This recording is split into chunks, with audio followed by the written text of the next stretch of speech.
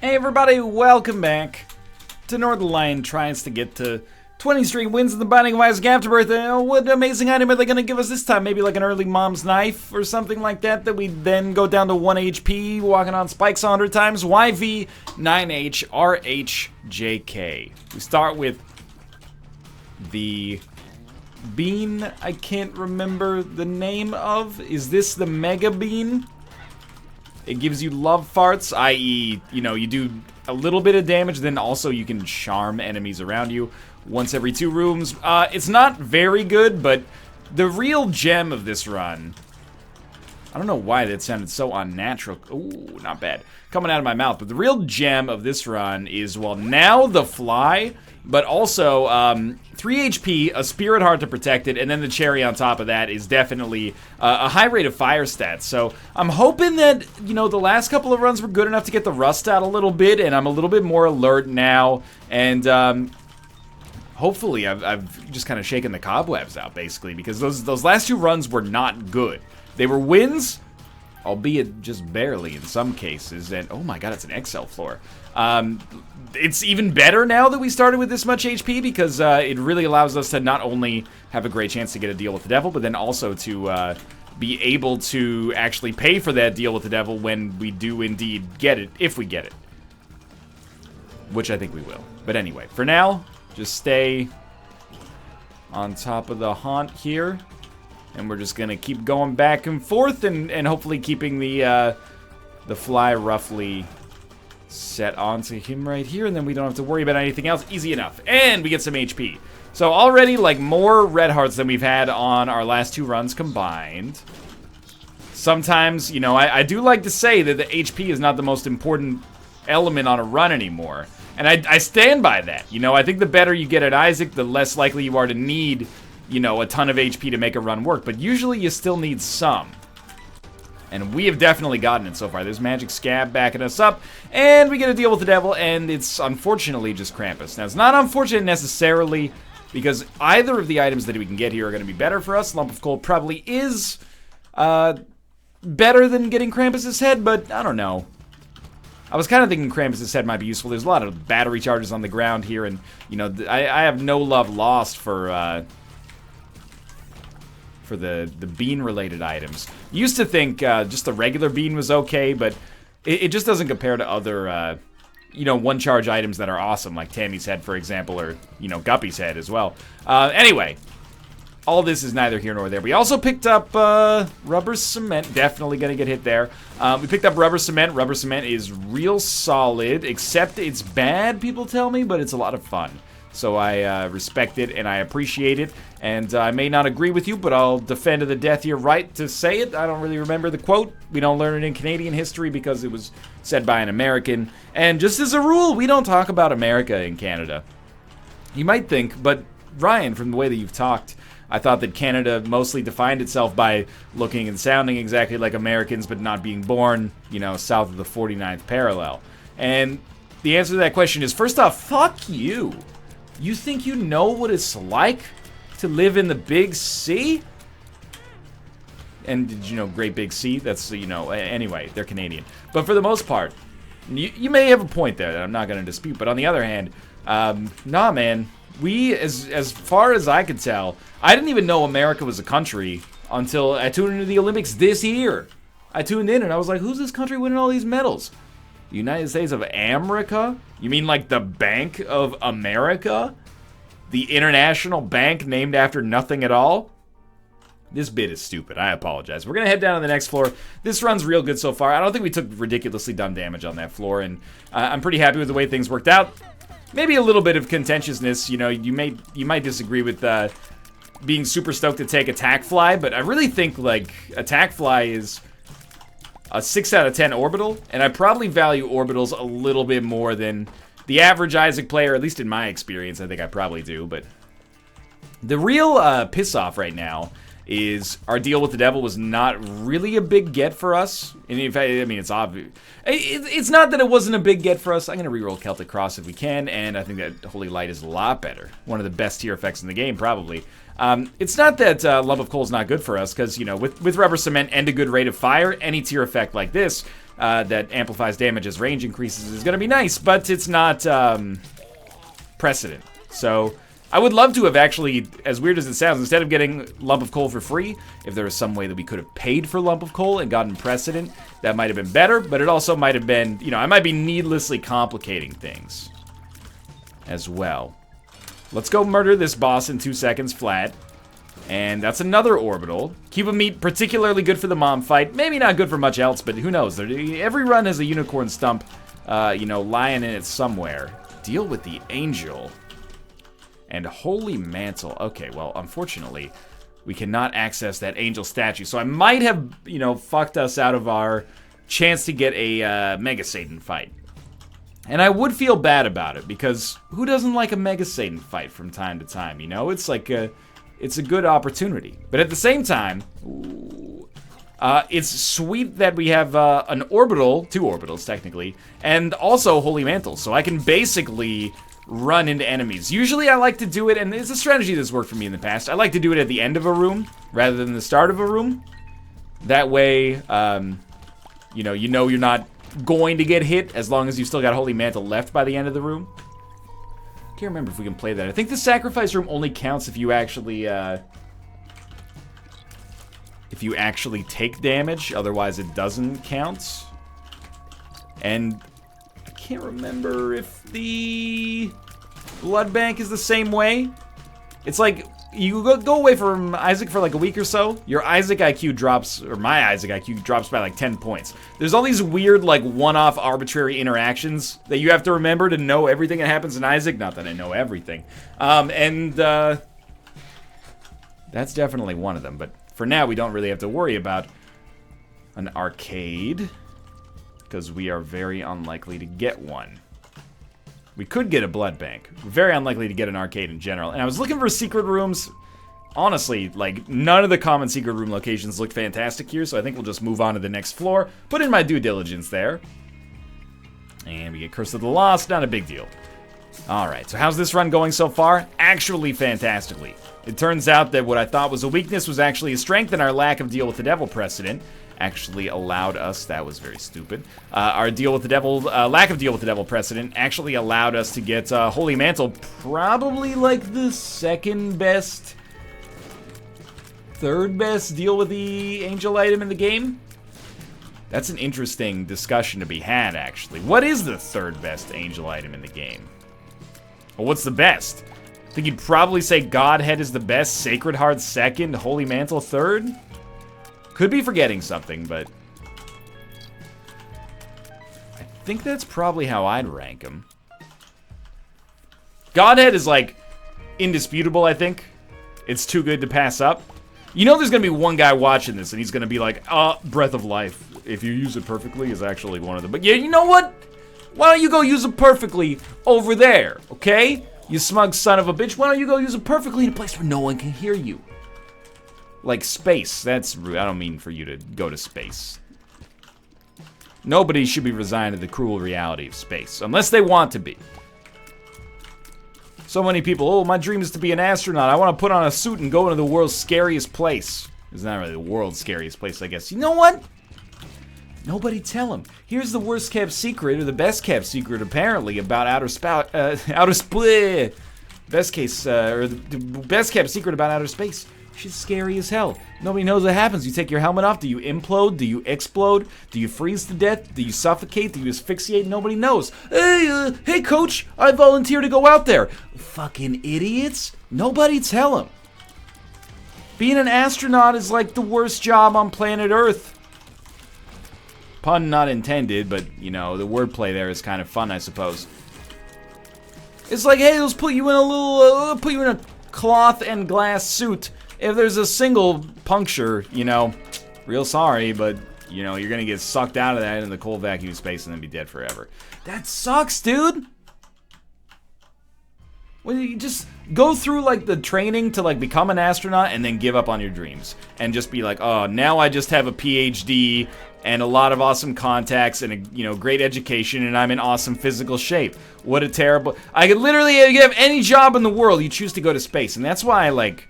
astronauts, I think, are actually, like, heroes. Because I think you do accept that it's a dream, I guess. You know, you're like, I've always wanted to go into space. That's a special thing. There was a time when I wanted to go into space. It was when I was like 6 years old. I had nothing to live for. Nobody was relying on me. You know, my parents still loved me or whatever, but it's like if I went to space, I wouldn't be that scared. I was too dumb to be scared. As an adult, you know, an intelligent adult, not me, the astronauts, you gotta know. You're like, man, space is real scary. You rely on the, you know, the strength and wisdom of the people on your team. But at the same time, you know, space is scary, and I think that, you know, they should, I mean, they are commended. But they should be commended, man. They should be commended. Because that, you know, I'm really happy that there's people that want to go into space.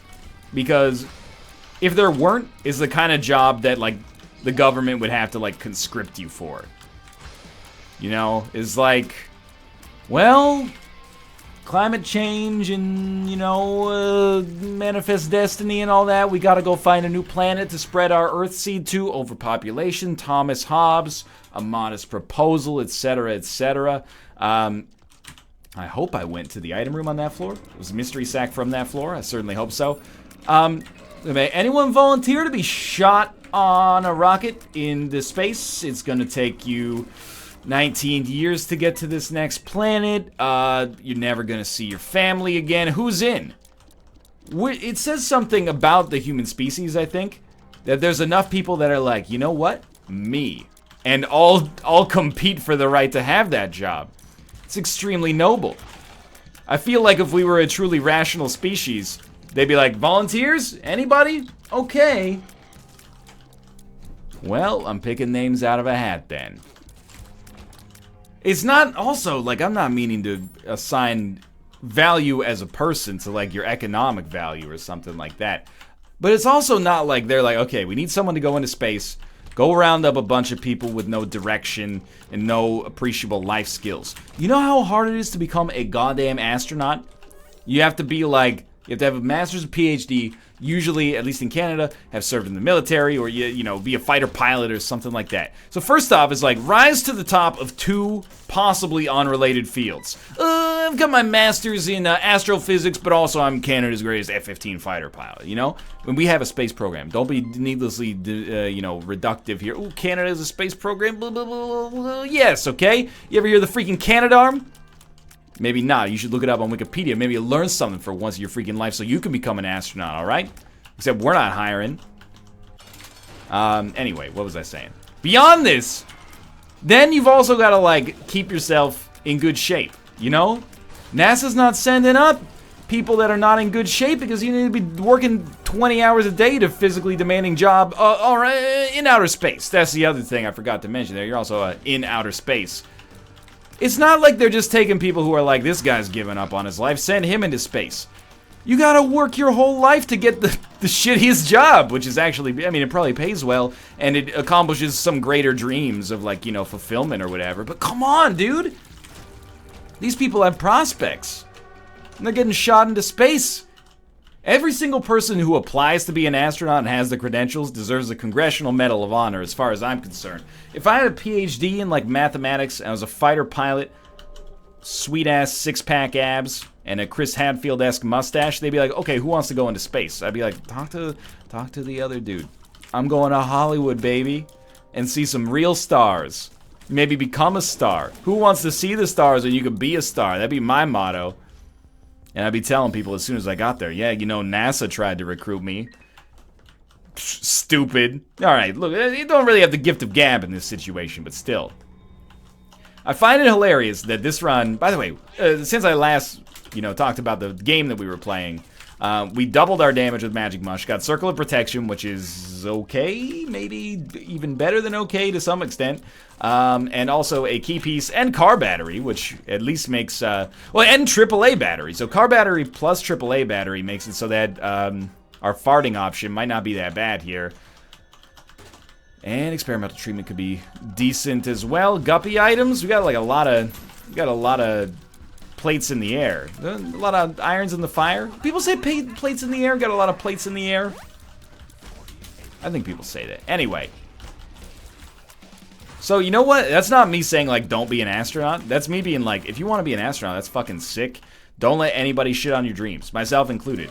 Thank you for volunteering to be an astronaut. As far as I'm concerned, that's like volunteering to be the one person who pays the whole country's income tax. That's awesome, and I'm not going to try to dissuade you. Please, God, don't die in space, because we need you to keep going up there so the government doesn't eventually be like, we gotta start volunteering people instead of having people volunteer.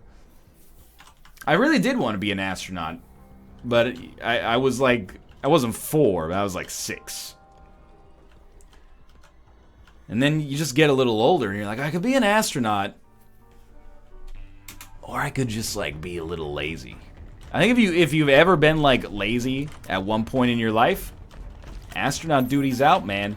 There's always some, you know, Yale valedictorian nipping at your heels who wants to get a high school named after them. It's a competitive business. Not that, you know, YouTube and Twitch in their own way aren't competitive, but you've got to be competitive to be an astronaut. I can have days where I just do 3 Isaac episodes in the stream and be like, I'm not worried about my personal development today, Chris Hadfield. It is amazing, though. I was being... It's that trademark, like, NL... At least, you know, I'm not trying to talk myself up here, but, like, sincerity in the form of absurdity. I really think, like, for the life of me, I can't imagine having that drive to be an astronaut. Oh, Guppy's head. That's, like, I get it. Space is amazing and cool, and you're pushing the boundaries of what humans can actually accomplish. But at, like, great risk to yourself. I like to think that, you know, I'm also doing something similar here. I'm pushing the bounds of, you know, entertainment. You know, I'm probably, like, the funniest, most entertaining person that's ever existed on planet Earth, if I'm being modest. So, I'm like, why not just... I think my talents are better served on the ground, I guess is what I'm trying to say. I would be the dude, this is 100%. I'd be the dude in like a sci-fi film where you'd be like, this guy's gonna die. Unless it's like Solaris. Then you'd be like, this guy's Claire Forlaney. Criminally underrated actress who was really good in Jim Carrey's 1999 film The Truman Show. Also in Antitrust, I think, which was pretty bad. But anyway, I would be the guy on the ship who wakes up from cryo sleep and is like, we're all fucked. All right, see you later. You guys ever watch that? I'd be Jamie Kennedy in Scream, basically. I'd be doing the Jamie Kennedy experiments. Dude! Wouldn't it be great? I guarantee this happened. 100%. At the height of Jamie Kennedy's fame, which, who knows, maybe that's still coming. Jamie Kennedy Experiment 2. But at the height of Jamie Kennedy's fame, and when he had his prank show, do you ever think that there was a scientist named Jamie Kennedy who was like, I'm Jamie Kennedy and these are my experiments? I bet when he submitted that paper to Nature, they were like, can we strip this man of his bachelor's degree? Nothing against Jamie Kennedy. He's probably my favorite Kennedy, if I'm being honest. I mean, you got like, I think in terms of the Kennedys, you got Jackie Onassis is number 1. Number 2, Jamie. Then number 3, JFK Jr. And then the Kennedy Center for the Performing Arts. I don't have anything against the Kennedys. I'm shit posting in real life here. Okay, grab this. No Deal with the Devil. Another fast run here. Dr. Fetus, I think we should take for absurdity and power's sake. Yeah, I think it's the most fun out of any of these. And we don't have synergies that work for it, but, whoa! Our bombs are too fast. That is a small problem that hopefully will never blossom into something that's greater than this. Probably just use the Emperor straight away. This, by the way, I do have to point out, I believe that this is the best I've played in the 3 runs that I've recorded today with the worst items. I guess that's the way you want the curve to line up. You don't want to play the worst with the worst items. You're probably going to, you know, that's how your streak gets ended there. So I figured we just look around and then we didn't see anything lovely, so just move along here. We do get a speed and range up. Not particularly interesting, but with a lot of speed comes great responsibility and also a great incentive to pick up black powder. And then we also got the pact as well for a little extra damage and tier stat, plus the spirit hearts buffering us up a little bit here. Not a full run reroll, at least not yet. Our bombs are, and I'm being sincere here, my bombs scare the shit out of me. I don't know if I'm going to be able to hit reliably with them. Like, some enemies might be able to dodge them too easily just because the shots are so fast they're going to be hard to aim. And they do not really bounce off the wall as much as I'd like either. I think we're definitely sticking it out. Oh, it doesn't matter. We have a Holy Mantle. We should be fine as a result of our high power level and Holy Mantle, but at the same time, I'm like, dude, I can't get this secret room with my normal bombs. Or with my Dr. Fee's bombs. I gotta look at this. Like, this is crazy, man. The bombs are too fast. I gotta walk myself backwards, like, as I shoot every single one. It's freaking impossible. We don't care about car battery, I suppose. So we'll take Liberty Cap and continue moving onwards. Does that hit? It doesn't, but I'm just gonna leave. You know I'm gonna go. You know I'm gonna leave. You know I'm gonna go. Guess who? American woman. Guess where? Guess who is from? I'll give you one guess. It starts with a C and rhymes with Shanada. They're not from Canada. That's the suburb of Ottawa. They're from Canada, though, you know. Yes, it's true. We do have a city called Canada in Canada. It's very confusing. But are you really going to give me that shit? 48% of my audience lives in the United States, where the capital city is named the same as a state. What's up with that? You know, where do the Washington Nationals play? They play in the District of Columbia. That's stupid. They play in the city of Washington. The city of angels, also known as the Los Angeles Angels of Anaheim. Anyway, what I'm trying to get at here is that's really dumb. Also, what's up with this whole, like, you know, New York City inside of New York State? You run out of names? First off, it's already New York. It's not even a new name. You just took an old city's name and put new in front of it. And then you're like, okay, what should we call this? Psh, looks kind of like York. Let's call it New York. All right. What should we call the capital? New York City? It's ridiculous. Not quite as ridiculous as Kansas City sitting on the border between Kansas and Missouri, which is just actually the dumbest shit of all time. But, like, what's the problem? Did you run out of... Oh, it bounced it. Did you run out of names? It's like if you go to Canada, the capital of Quebec is, well, maybe not the best example. If you go to Ontario, the capital of Ontario is not Ontario City. And by the way, the capital of Quebec is Quebec City, but they don't call it Quebec City, they just call it Quebec. They don't call it Quebec City, they just call it Trebek. I don't know why it's got such a snappy hook. They don't call it Trebek City, they just call it Trebek. You show up on Jeopardy and get some respect. Don't forget to phrase your answer in the form of a question or you're not gonna come. You're just gonna be stuck with an erection. We call that song Edging with an Alex Trebektion. Tripping on a hole in a paper Trebek. I guess we might as well get the Eternal Heart. There are some situations in which that's not a sensible choice. Well, that was an unexpected secret room access there. This run's looking like a real solid victory at this point, and I'm happy to hear that. At the same time, and this is like a perfect be careful what you wish for sort of moment here. That was the Eternal Heart. It's a perfect be careful what you wish for sort of moment, but I'm like, I can't help but feel bad that the runs today, you know, in order, Brimstone, Epic Fetus, Dr. Fetus. Like, they're almost a little too strong for me to feel good about these wins, which is bullshit. I think we should feel good about them regardless. However, I am kind of, I'm almost asking for a hard one at this point. Don't take that out of context. I'm looking for a hot one, baby, this evening. Oh, right. I bombed my way out of that room. All right, let's, you know.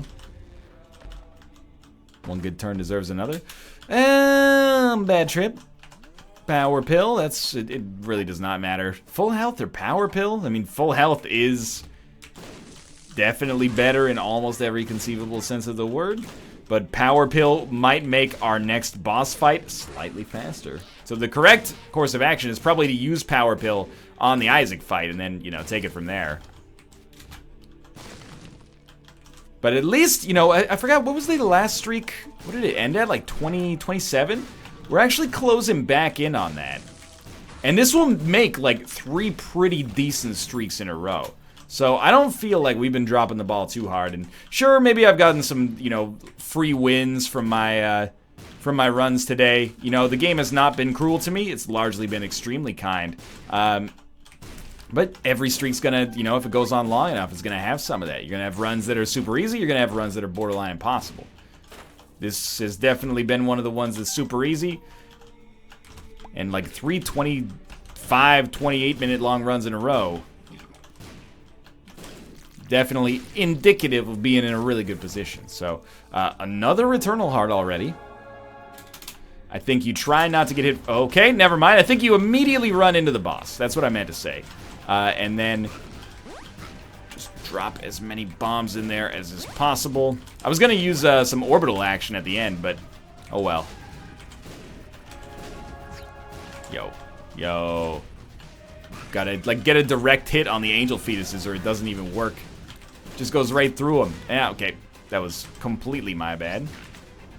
We're almost done with this regardless. So I think the way Circle of Protection works is if you're tapping the fire button at the time that a bullet comes in, Circle of Protection turns it into a homing tier that deflects back at the enemy.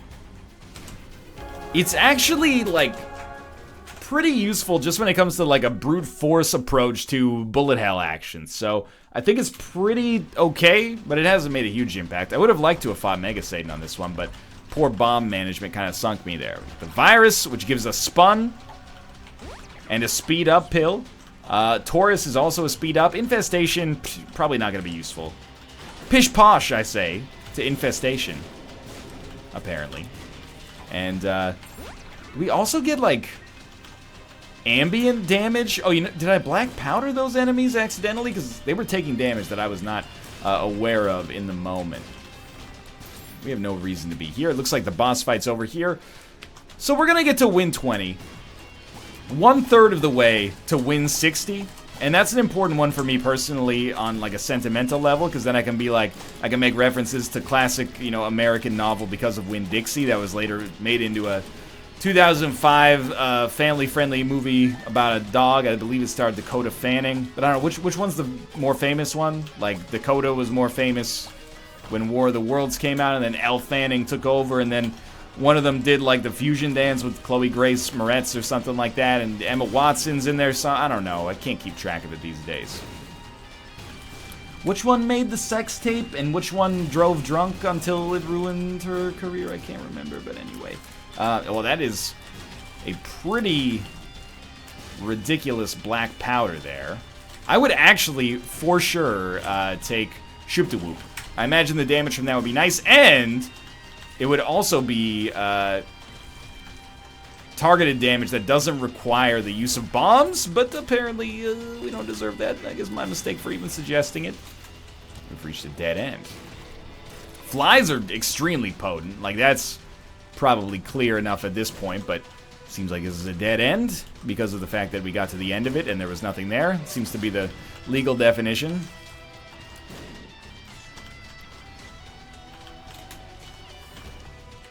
I hate this room. But you know what? More bombs. And I think that's exactly what this run needs. Hey, you know that run where you can shoot unlimited bombs? Yes, boss. Give me some more bombs. Infinity's not enough. My favorite James Bond film. Please. Actually, The World Is Not Enough might be my least favorite James Bond film. And I'll tell you when that moment it hit for me. The World Is Not Enough, I believe, came out in 1999.